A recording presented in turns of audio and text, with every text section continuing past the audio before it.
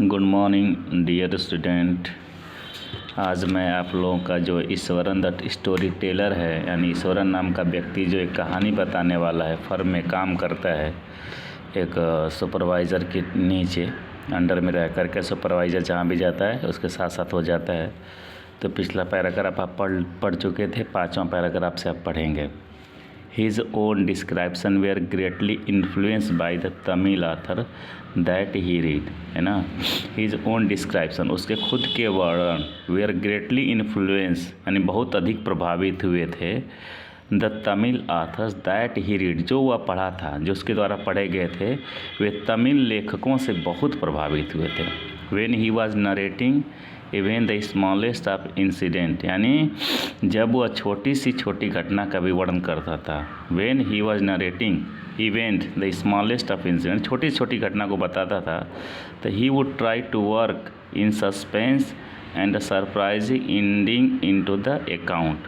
तो वह किस पर ध्यान देता था? तो वह अभी अनिश्चितता ना, सस्पेंस पे, और क्या सरप्राइज, आश्चर्य पे, जो निश्चित आश्चर्य से भरा हो, उसके साथ अंत दिखाने का प्रयास, एंडिंग इनटू द अकाउंट, अंत दिखाने का प्रयास करता था। फॉर एग्जांपल, उदाहरण के तौर पर, इंस्टेड ऑफ सेइंग दैट कि he had came across N uprooted tree on the highway, है ना, मतलब यह कहने के बजाय कि तुझे मुख्य मार्ग पर एक उखड़ा हुआ पेड़ मिला था, ठीक है, ऐसा कहने के बजाय क्या कहता था? वह अपनी भावों को उपयुक्तता से गोल करके और अपने हाथों को नाटकीय मुद्रा में फैला कर कहता, क्या कहता? Account a tree on the highway, he would say with eyebrow, ठीक है, सूटेबल एसेट, अपने भावों को चढ़ा करके, and had held out in a dramatic gesture, नाटकीय मुद्रा में फैला कर कहता, the road was desert and I was alone, मतलब रास्ता क्या था? उजाड़ था, डेजर्ट था,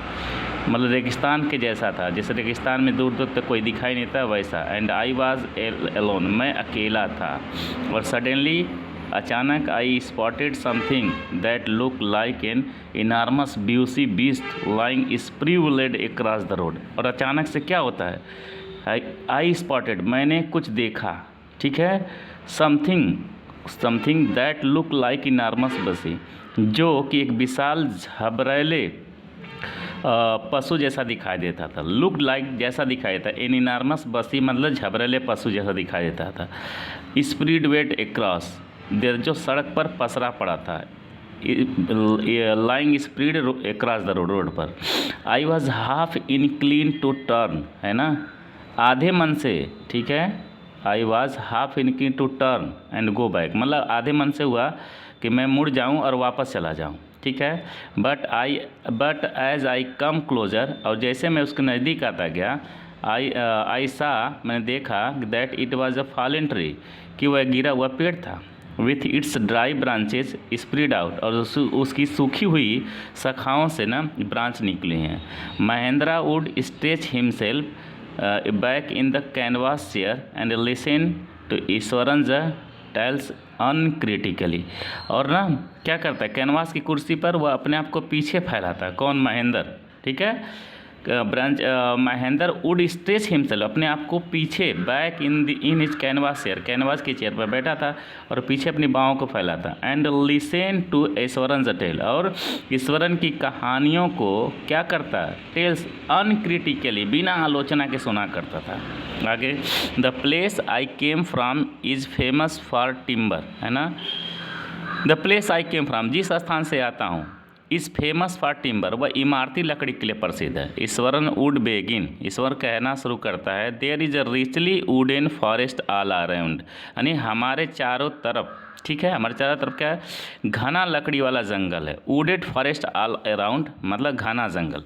the logs are hauled on to lorries by elephant, यानी द लॉक्स और हाउल्ड मतलब लट्ठों को ढोया जाता है। Hauled on to lorries of elephant, यानी हाथियों द्वारा ट्रकों लदों में लाद दिया जाता है। होल्ड किया, लादा जाता है, किसको? लट्ठों को। किसका? जो लॉरीज बाई एलिफेंट, वो गाड़ियाँ जो हाथियों के द्वारा चलाई जाती है। They are huge well fed beast, है ना, वे विशाल मजबूत क्या है? खाए पिए पशु होते हैं। वो मतलब बहुत ज़्यादा, they are huge well fed beast, वे ज़्यादा खाने वाले पशु होते हैं। When they turn wild even the most experience mahout is not able to control them, है ना। तो सबसे अधिक अनुभवी है महावत भी उन्हें नियंत्रित करने में समर्थ नहीं होते, क्योंकि बहुत शक्तिशाली है। वेन दे टर्न विल्ड, यानी जब वो जंगली जैसा हो जाते हैं, इवन द मोस्ट एक्सपीरियंस, यानी जिसके पास ज़्यादा अनुभव होता है जिस महावत के पास, वो भी नियंत्रित नहीं कर सकते, is not able to control them, उन्हें कंट्रोल नहीं कर पाते हैं। आगे देखेंगे, after this prologue Iswaran would launch into an elaborate incident involving an elephant, और आफ्टर द प्रोलॉग ईश्वरन, है ना, ठीक है।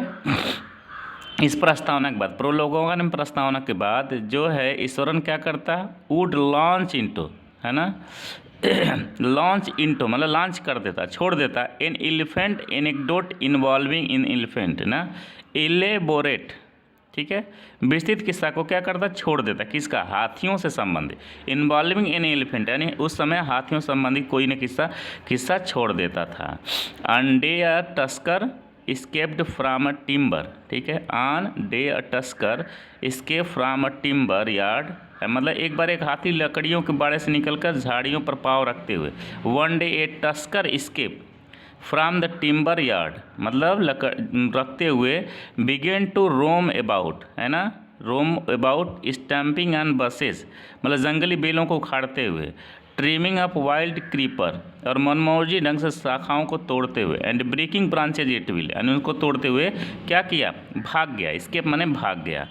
यू नो, आप जानते हो सर, कि how an elephant behave when it goes mad, यानी आपको पता है कि एक हाथी जब पागल हो जाता है कैसा व्यवहार करता है। Eswaran would go so caught up in excitement of his own story, तो ईश्वरन क्या करता है, अपनी खुद की कहानी को इतना डुबा देता था। Eswaran would get so caught up in the excitement, यानी अपनी कहानी में, ऑफ हिज ओन स्टोरी, अपनी कहानी में इतनी उत्तेजना डाल देता कि he would get up from the floor and jump about, कि वह फर्श उड़ता और कूदने लगता, और stamping his feet in emulation, और अपना पाँव पागल हाथी की नकल में जोर से पटकते, यानी वो ऐसा एक्टिंग करता है जैसे एक हाथी पागल हो जाने पर करती है, ठीक वैसा ही। अब मैं आप लोगों को आगे से एक पैराग्राफ कल बताऊंगा।